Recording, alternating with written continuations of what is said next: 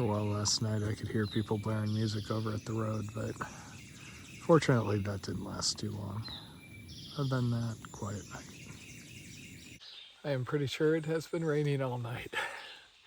It is getting a little lighter, so, maybe there's hope.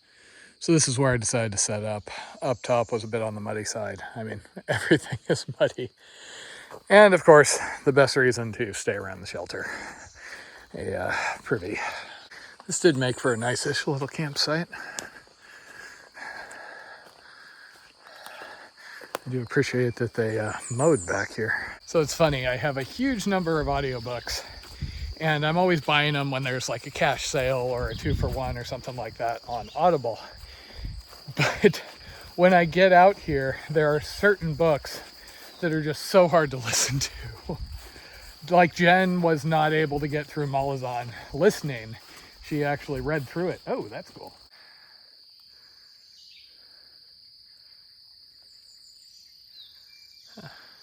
She read through the entire Malazan Books of the Fallen, which is kind of like the definition of epic fantasy, if you ask me. But trying to listen to it, it was just too hard to follow. And I really enjoyed, Neuromancer, the Gibson book, but really hard to follow on audio. And there's a lot of sci-fi where I love sci-fi. I have read so much sci-fi, good, bad, trashy, etc. And yet, especially with the older books, they aren't narrated very well and they have long sections that just drag. And when you're trying to get something that your brain can kind of latch onto but isn't going to make you work too hard, I end up switching books a lot. Especially as I get more tired, I tend to get more picky/cranky. Right now I've got 4 or 5 books in the middle in various states. Some of them it's just, I think the author didn't really consider certain things for narration. There's a John Gwen book where I like it okay, but it is really hard to follow when, like the main villain of one of the sections is the same as the schoolyard bully, and they don't do really good at distinguishing which one they're talking about.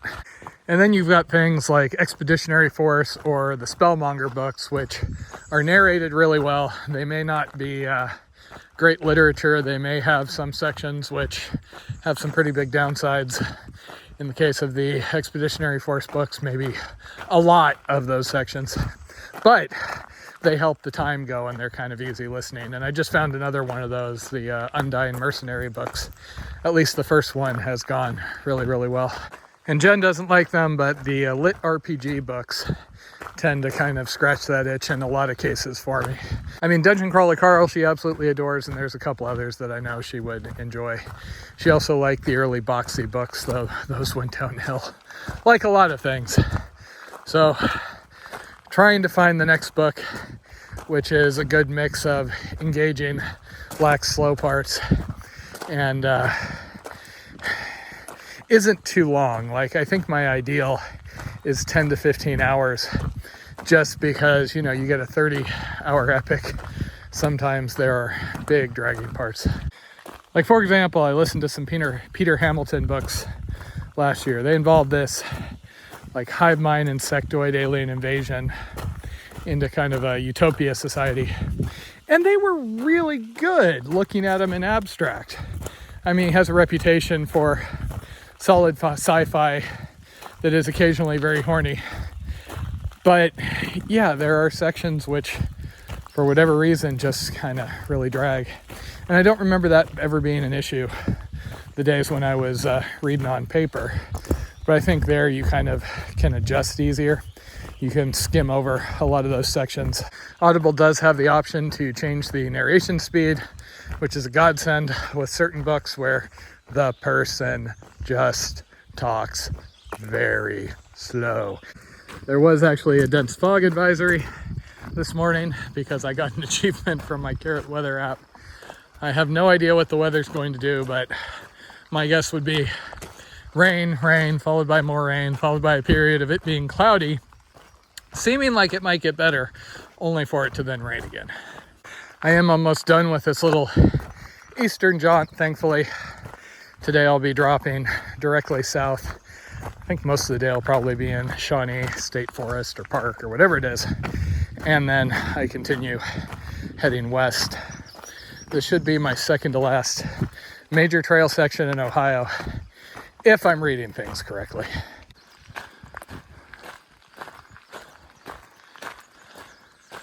I am a little on edge because the dog encounters have gotten worse through here. I'm starting to see pit bulls again, which there are people that just go to great ends to defend pit bulls online, but seriously, there is a major trend as far as problematic dog encounters. You get out in some of these rural areas and they got flags up about don't tread on me and all this other crap, but they let their dogs out and don't care if they're attacking people. Per Dory, there are never any that are too problematic through here when she's hiked it, but some of them, like the one last night, I think they just let their dog out briefly and they don't watch it or anything, they just let it out.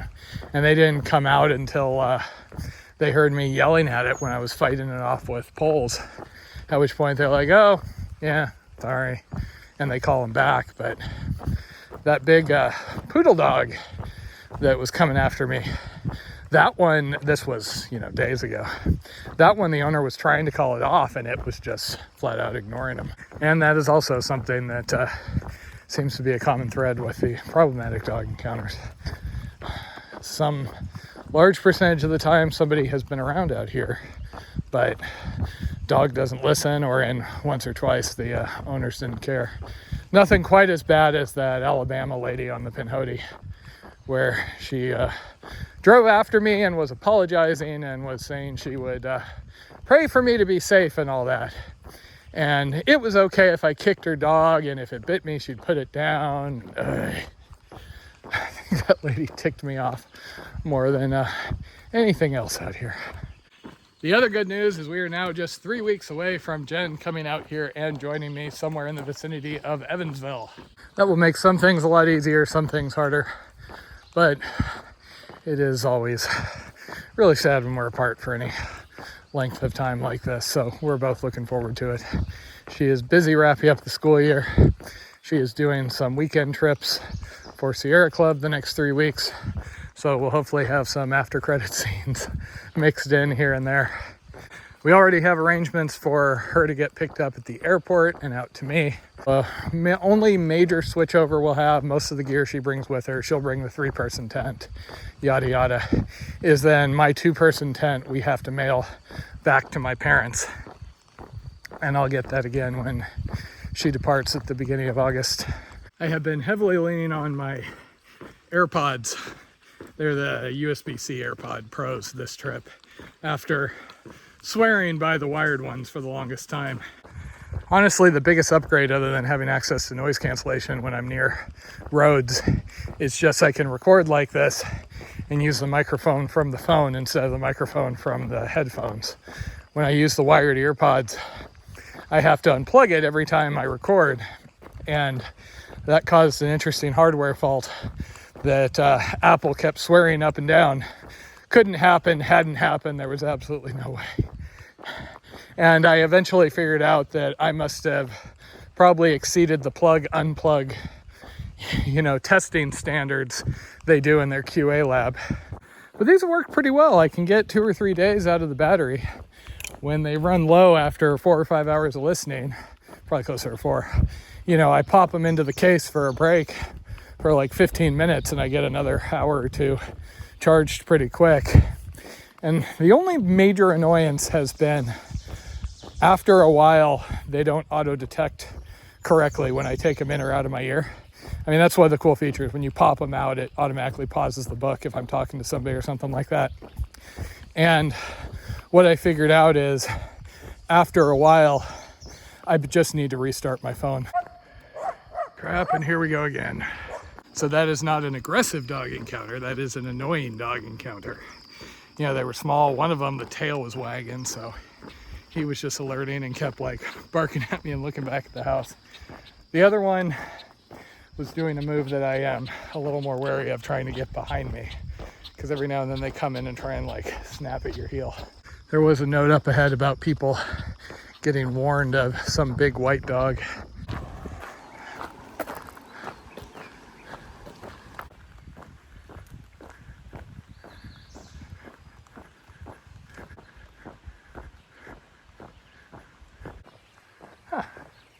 That's cool.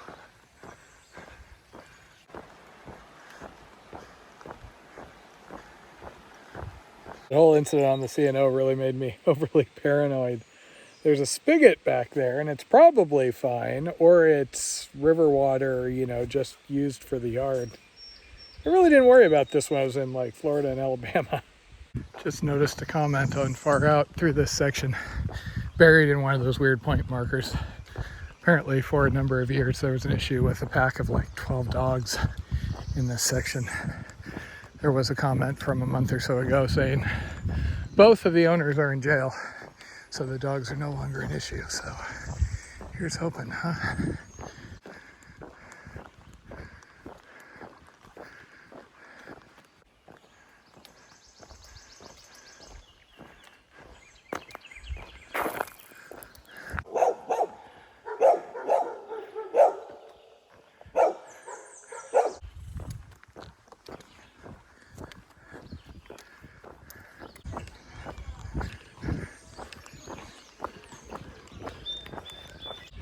They were really nice, so I am hydrated again. And now on to the park. Turning into a nice day for the moment.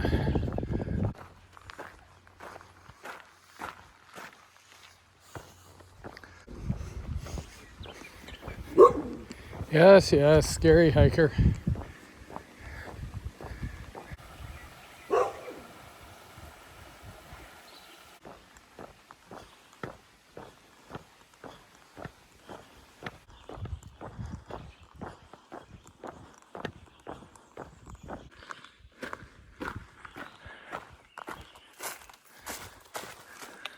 Okay, here we go.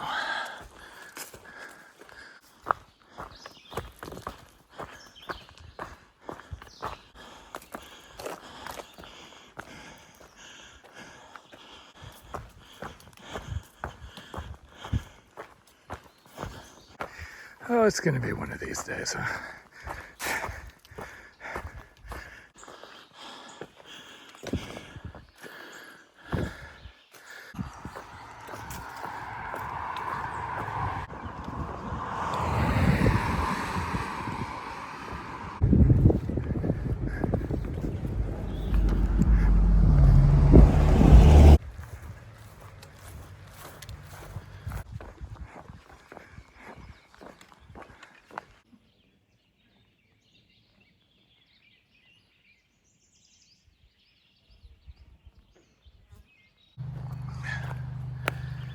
I've heard stories of people on the AT being unfriendly to day hikers, but I like running into day hikers.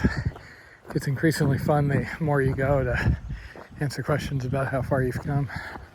Nothing like getting to say you just walked 900 some miles to get here to folks who are currently, dying going up the first hill. Hey, guy.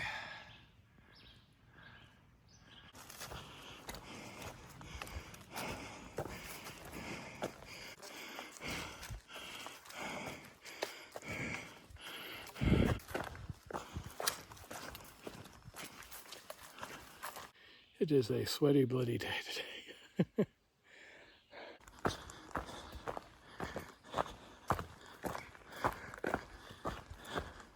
And yeah, so they made a campfire in the middle of the frickin' trail.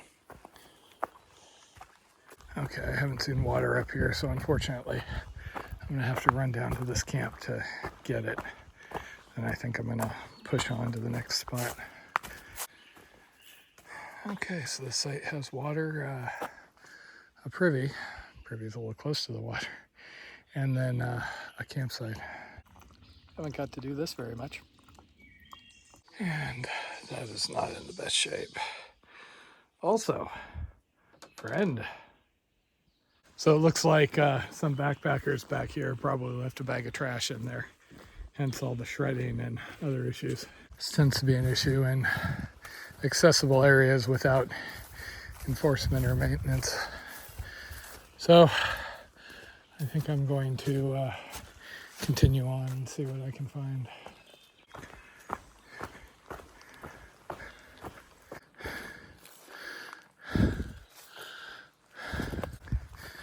found exactly one stealth spot so far.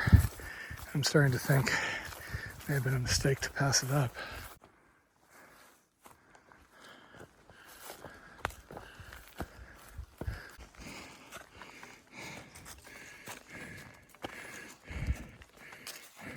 Okay, found something off trail. This is gonna have to do for the night. That last section took a lot out of me. That was, I think, the steepest climb of the state, maybe.